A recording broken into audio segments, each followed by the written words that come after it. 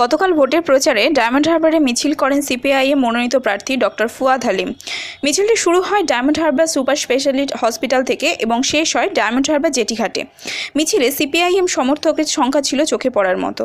তিনি পথচলতি মানুষজনের সঙ্গে কথা বলেন ও তাদের সুবিধা অসুবিধার কথা জানতে চান।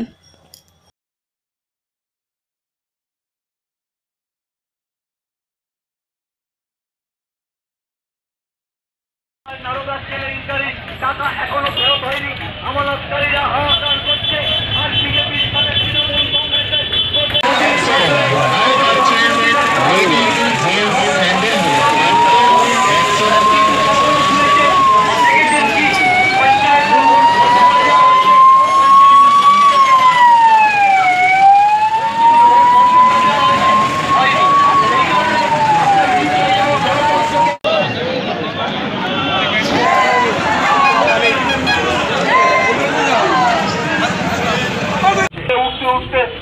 মুখে পড়ে আবার শূন্যতে চলে আসার অবস্থা চলছে।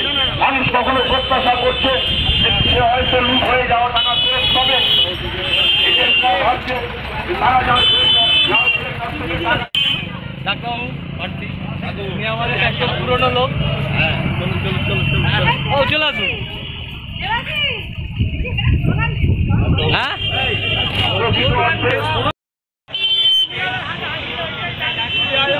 ডাক্তারবাবু ডাক্তার ফুয়াদ হালিম।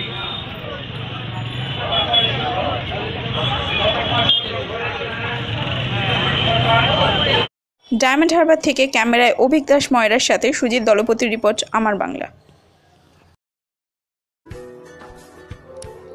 নিত্য নতুন খবর পাওয়ার জন্য আমাদের চ্যানেলটি সাবস্ক্রাইব করুন।